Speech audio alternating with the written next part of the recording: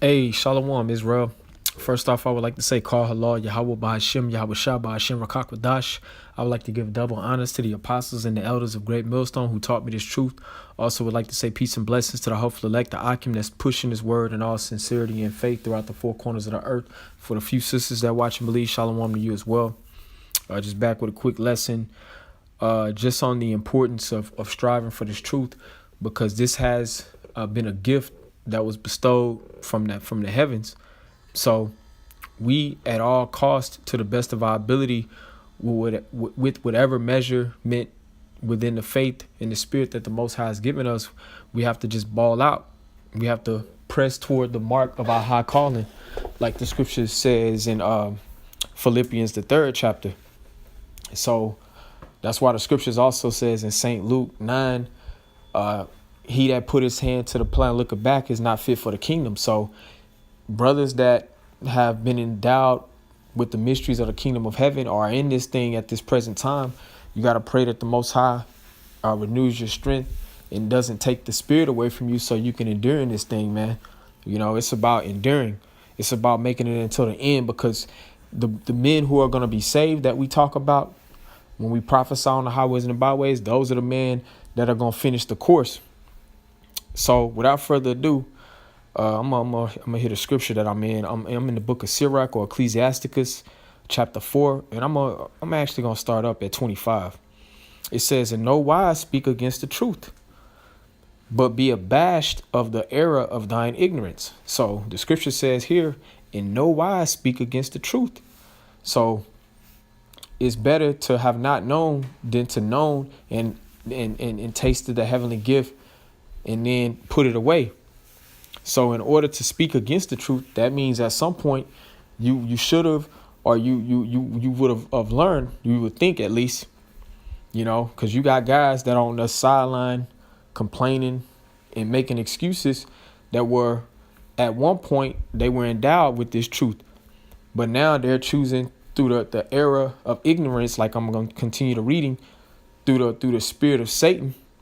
They speak against the truth, even if they're not speaking against certain things within the doctrine directly, even if they're speaking within or speaking against the men that are steadfast and continuing in the faith, then ultimately they're speaking against the truth.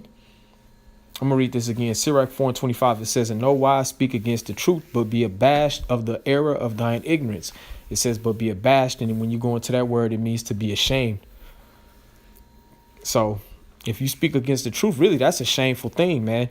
And really, that's all out of error of your own ignorance, meaning not knowing. But the Lord can take his spirit away from men who were at one time who knew this truth. And then they're in the spirit of Satan on the sideline, scoffing, mocking, talking all kind of crap against the men who taught them the truth and the truth itself, changing up the doctrine, just making excuses for why they couldn't continue in the faith to fit the prophecy, to fit the bill of those men who are going to receive those crowns. And the point I'm making in this is the men who are going to receive those crowns are those who strive all the way to the very end, man. Even though brothers may have put X amount of years, and even our apostles, man, that's why they continue in the spirit that they in. They understand that the mission is not complete. This is a marathon, at the end of the day.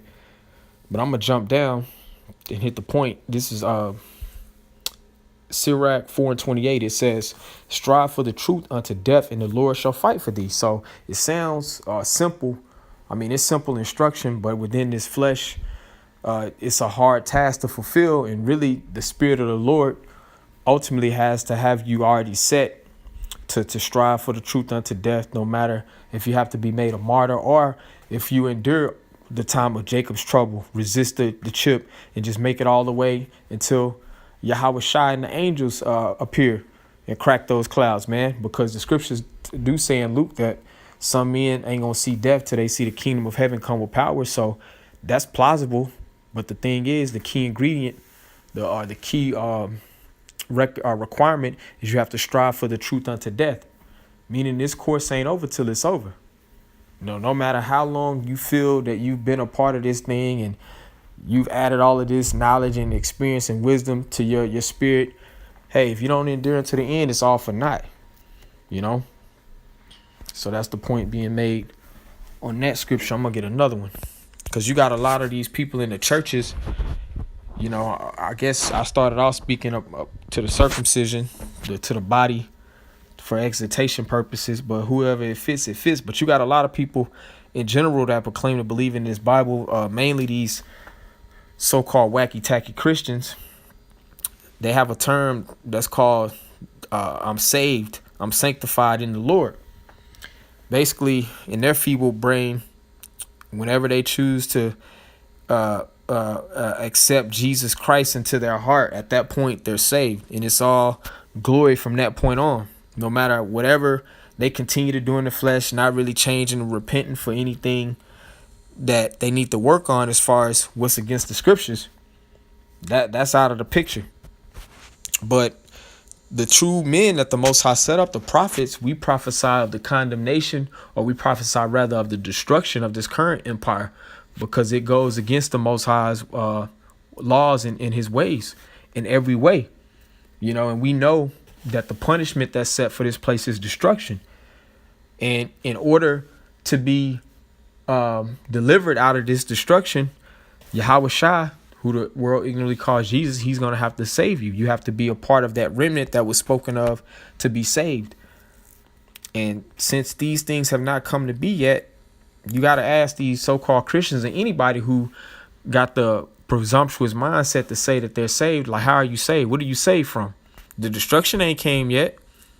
The tribulation, the pestilences, everything in its fullness, the RFID microchip being mandatory, martial law, everything hasn't happened in its fullness as we go into the just decay and destruction of Great Babylon.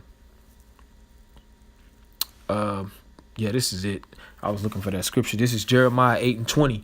It says, the harvest is past, the summer is ended, and we are not saved. So that's clear to the point. We are not saved. You know, we're not saved. The scripture says, he that endureth unto the end, the same shall be saved. So we got to strive for the truth unto death. For men that got this word, that go out and preach and understand what's going on. You know, even if you're in good standing right now, you know, we all have to be in the spirit to grow and be set to enduring this thing until the Lord comes back, or until death, if we have to be made a martyr, or whatever happens within our course of the faith. You know, you got to endure until the end.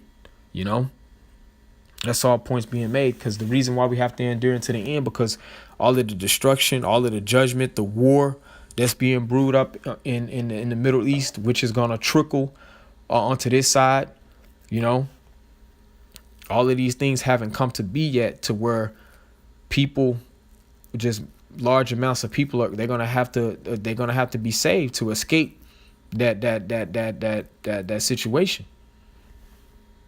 But I'm gonna get another scripture. Salakia.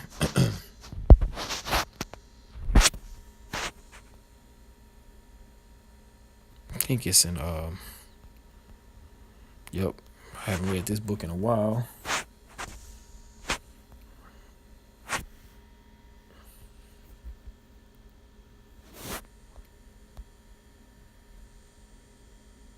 Salaki. I couldn't find the one I wanted to get, so I'm gonna get another one.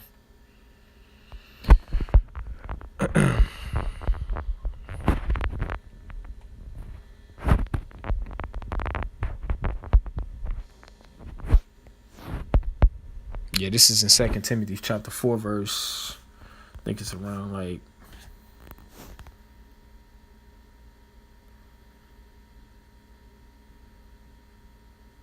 matter of fact, yeah, I'm gonna start at 5. This is 2 Timothy 4 and 5. It says, but watch thou in all things. And that backs up what the scripture says in Ephesians the 5th chapter, be ye circumspect.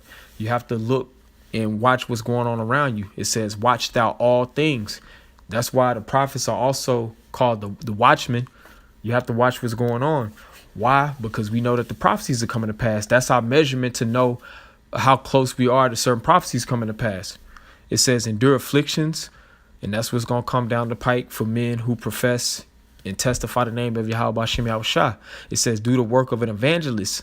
Make full proof of thy ministry, meaning consistently being out there on the highways and the byways, preaching his word, prophesying the destruction of Great Babylon in the upliftment of the kingdom of heaven.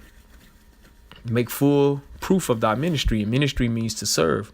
You have to make full proof of your service if you're to take part in that salvation. These are all requirements. Verse 6, it says, "For I am now ready to be offered, in the time of my departure is at hand." So, hey, this Paul in his letter to Timothy, he's basically just pouring out his heart. But brothers in the spirit, we could relate in these times through our trial of faith. It seems like really, literally in the flesh, you're ready to be offered to the Most High. But we understand also that we're being offered as burnt offerings, as sacrifices unto the Most High. We make our bodies a living sacrifice to go out in the highways and the byways and preach and speak, to make full proof of our ministry. So at any time, our departure can be at hand. But hey, the ultimate departure that we're looking for is through the hands of Yahweh Shai. We're those men that are set up to endure to the end. But this is the spirit and attitude to have. That's why I'm reading this, man. However it goes within your course of this faith, man. The end goal in everybody's mind is you in this thing. You in to win. You in for the long haul until this thing to the end of the course. Yeah, this is 2 Timothy 4:7. It says, "I have fought a good fight. I have finished my course. I have kept the faith." So this is a fight. You know what I'm saying? This is a fight. That's why the scriptures also says contend for the faith, because this is a fight, and the word contend means to fight. So we're having to fight off all of these demons within this world that's controlled by Satan, all types of elements and things that attack your spirit. So it's not going to be easy. That's why Yahweh Shai said it's a straight gate. But we got to have the spirit to finish our course. And in order to finish your course, you're going to have to keep the faith. So with that being said, this is all really exhortation to myself, for brothers, man. We got to pray that the Lord just keep us in this spirit, just as, as it is in these writings right here, man. This is just good exhortation and a good example of the right spirit to be in, just to hopefully endure to the end, to partake in that glory and that salvation when our big brother Yahweh Shai rolls back, So with all being said, hopefully this made sense and was edifying to the body. I just wanted to put the emphasis on it. It's a lot of work to be done. That's why the scripture says that the harvest is plenteous, but the laborers is few. So the Lord's working with a few good men, but it's a lot of tedious deeds to accomplish to get there. We know that prophecy has us on the right track, because we're only seconds away from Yahweh Shai cracking them clouds. So we just got to hold fast, pray, and stay down to the faithful truth that was given to us, and have faith that everything is going to work out for those that love Yahweh B'Hashem Yahweh Shai in the end. So with all being said, I want to give all praises to Yahweh B'Hashem Yahweh Shai B'Hashem Rakakwadash. Double honors to the apostles and the elders of Great Millstone. Shalom, peace and blessings to the hopeful elect.